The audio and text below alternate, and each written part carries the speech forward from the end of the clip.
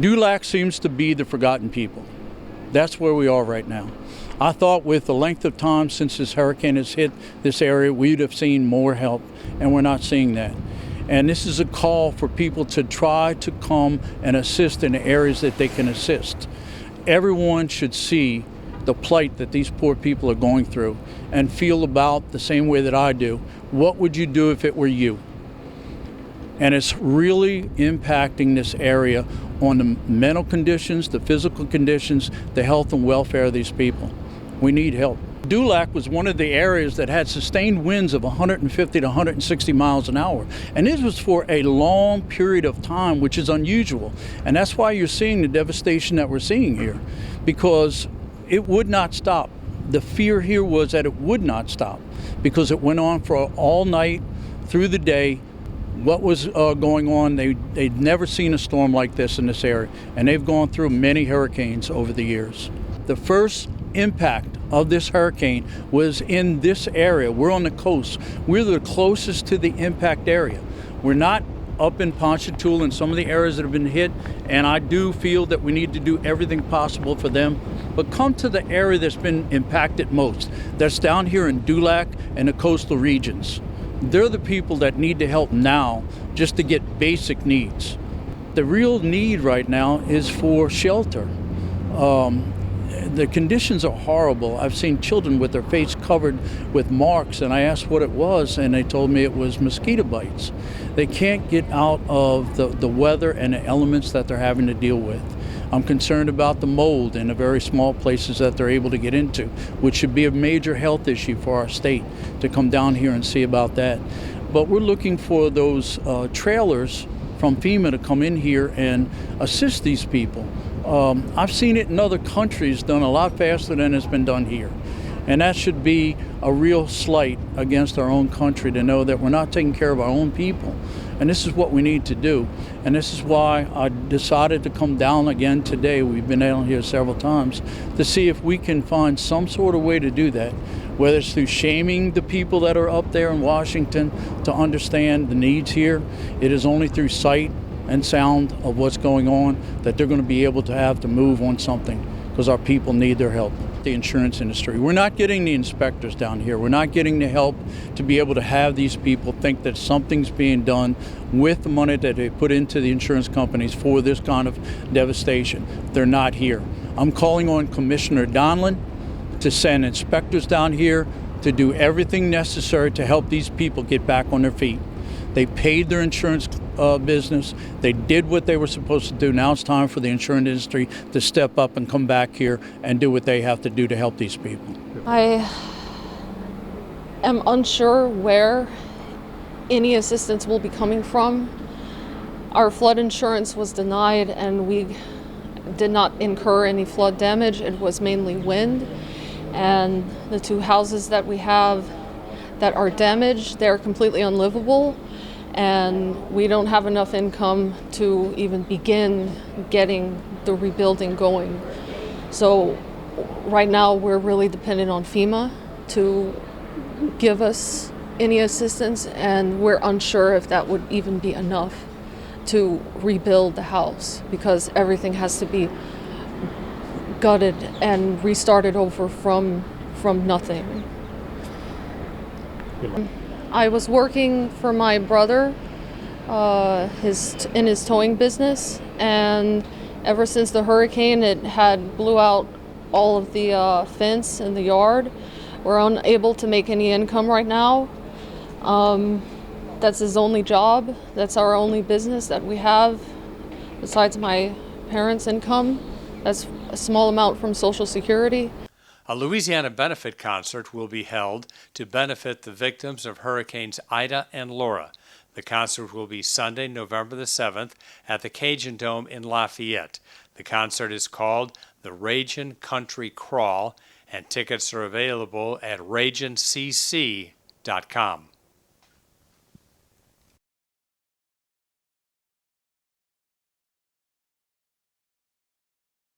We have become a central place of supply and aid to our people. From the very beginning, we have been doing daily supplies. Our church was damaged. You can see behind us. It looks okay on the inside, but on the outside, on the inside, the columns have been ripped about a foot off the ground, and so structurally compromised. We've been using the church as a warehouse, you could say. We've taken the Blessed Sacrament out, and now it's just storing gear. We're currently in the process of shifting all the gear from the church into these cargo containers so that we can get structural engineers to have a look at the church. We have been serving our people with the immediate assistance just to survive. We've been trying to help our people survive, literally survive. So we have been giving them water, of course, food, children's, elderly, men's and women's hygiene products. We've been one of the big needs that we had without electricity, because it was a month that we were out of electricity, and almost a month without water. We supplied some 80 generators to our people through benefactors, and we were delivering them and trying to help our people out there. Now the big need is housing. So our people are poor, they're simple. They are hard-working fishermen. This is a fishing community. Some of them are slipping through the gaps when it comes to government assistance. Some of them don't have insurance. Their houses are destroyed. I have at least a list of 50 people who are either living in tents, living in their cars. It's now, I'm telling you, 7 weeks that they've been living like this. Living in their house, which maybe, let's just say there were 5 rooms. 4 of them have been, like, the roof is completely torn off it. They're in one little room which is left, and because of the heavy rains here, mold has entered into the walls. Mold is coming up through the floor. Some of them are sleeping on the ground. They've got wet. Luckily, it hasn't rained recently, but there are some very difficult situations. People just don't have anywhere to go. There are some tents going up. The government is starting to help with that. But it really has been an endurance of our people, and their faith has been strong.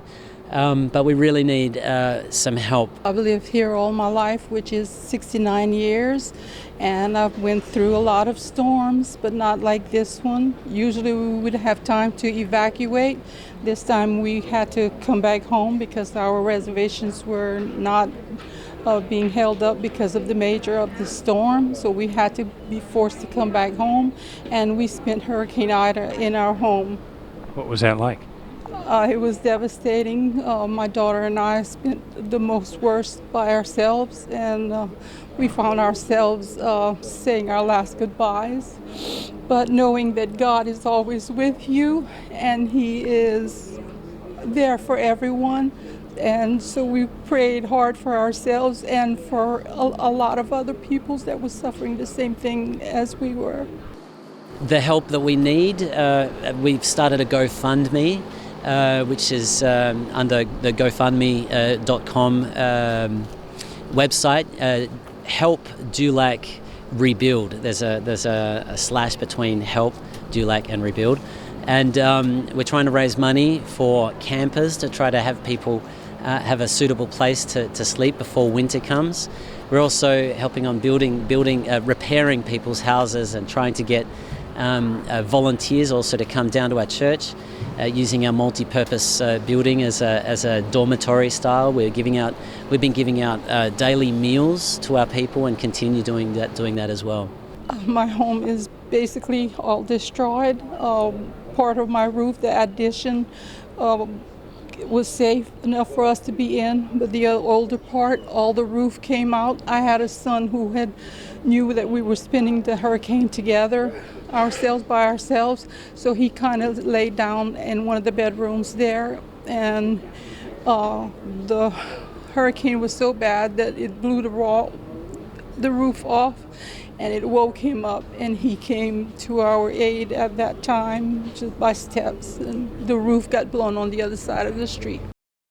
A typical day for us has developed as the weeks go on. The needs have changed, but immediately for the first 4 weeks, every day. So we were doing this from Monday through to Saturday. So 6 days a week, we would get here at 8 o'clock in the morning, 8:30. Our volunteers would prepare. Supplies would come in from all over the states, different people, just voluntary grassroots people coming to help. They would bring the materials to the front here. We would take it into the first 3 rows of the pews, just dump it in there, you could say. And then during that, before 12, we would try and sort as much as we could. At 12, a line of people would come here. Right in this place here, there would be meals. People would give out hot meals.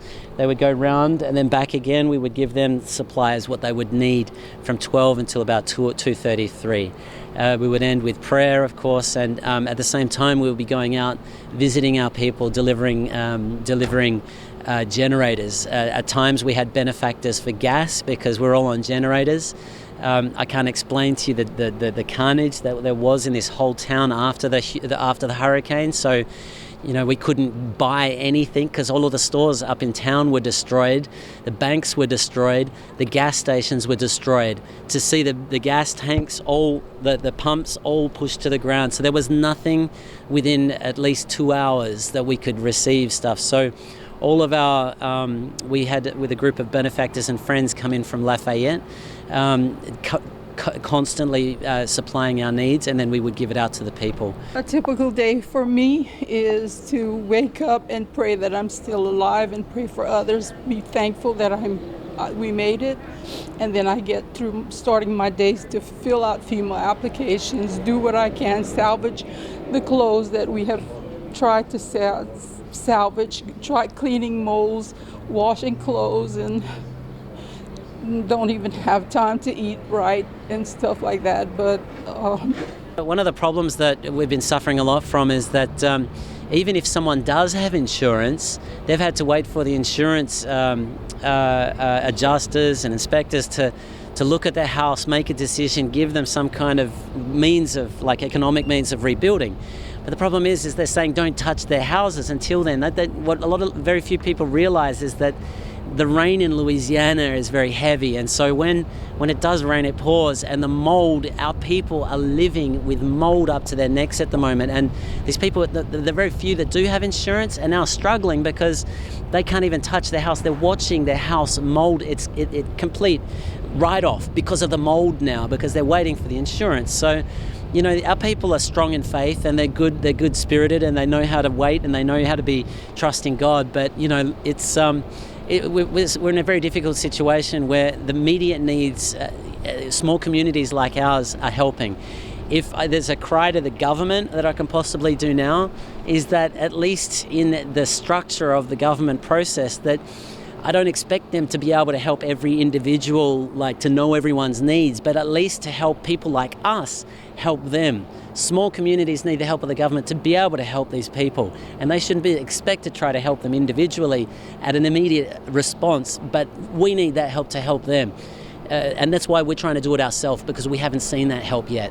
I have only flood insurance. I have no wind insurance, so I'm only depending on the help that I'm going to be receiving from FEMA and any other assistance that we'll be getting. We definitely, any kind of community outreach groups that are there that like to do assistance and aid to people, we need volunteer help to come down here. Definitely, if there are benefactors out there who are looking for a good cause to help, we still need a lot of help. These campers aren't cheap. Our people are in need. The GoFundMe Help Dulac Rebuild would be an awesome way that they could also assist us. I can guarantee that the money will be used. I've made a vow of poverty as a friar, so I can't handle, take, or accept any money myself. But these online giving means are a very good way of doing that. I'm waiting day by day for FEMA to come and look at my assessed property. A Louisiana benefit concert will be held to benefit the victims of Hurricanes Ida and Laura. The concert will be Sunday, November the 7th at the Cajundome in Lafayette. The concert is called the Ragin Country Crawl, and tickets are available at ragincc.com.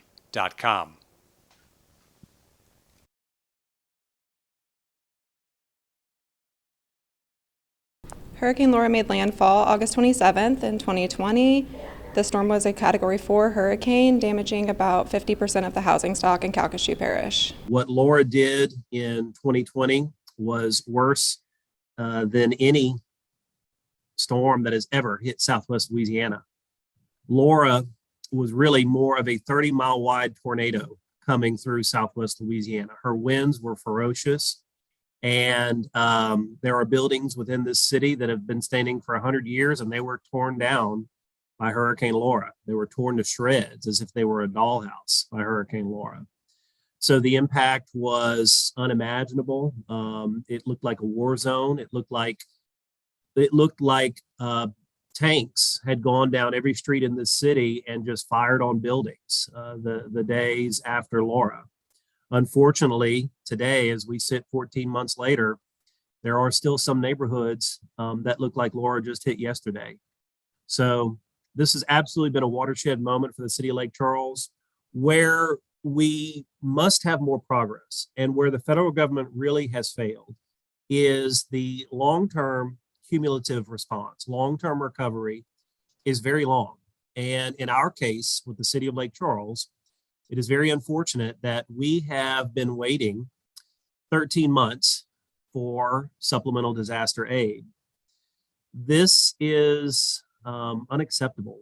And there are far too many politics involved in long-term recovery. FEMA operates mainly under the auspices and direction of the Stafford Act. I am hopeful that the federal government is going to look at some of the failures to respond with supplemental disaster aid that we have experienced, and in the future, there should be basically a Stafford Act for supplemental disaster aid. It shouldn't be about politics. It shouldn't be about who your congressional delegation is. It shouldn't be about what political stroke your community has. We are just as much Americans here in Southwest Louisiana as any other community that has been affected by hurricanes over the last 30 years.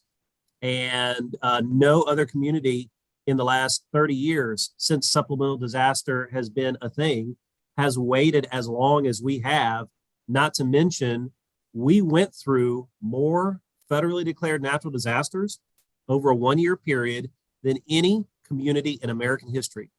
And we waited longer for supplemental disaster aid than any other community in American history. The housing is still an issue. It is our priority to rebuild right now. We're past this recovery and relief phase and really focusing on rebuilding. Temporary housing is a huge issue here as well. So people who are displaced from their homes being damaged are living elsewhere, possibly finding work elsewhere because the commute is just too much.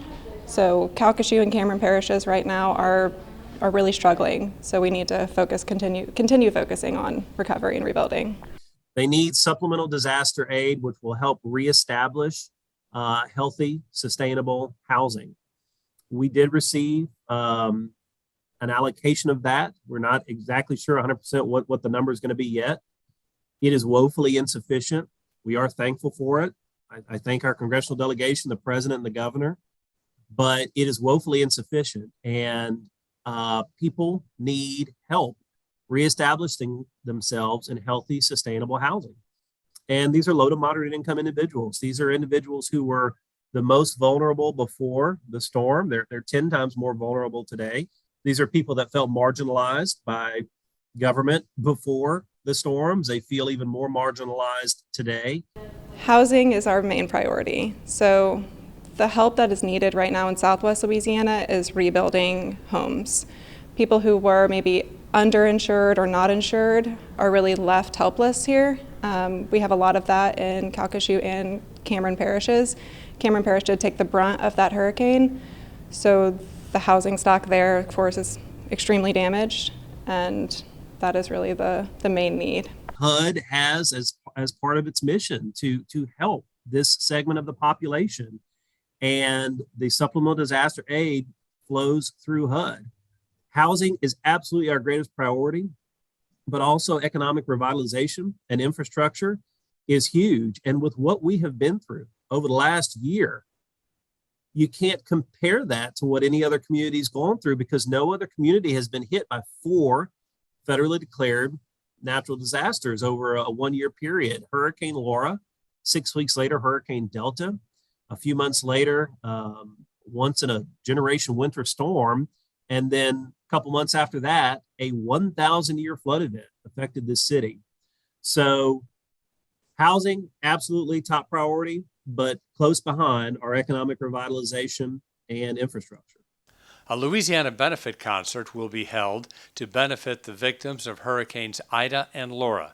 The concert will be Sunday, November the 7th at the Cajundome in Lafayette. The concert is called the Ragin Country Crawl, and tickets are available at ragincc.com.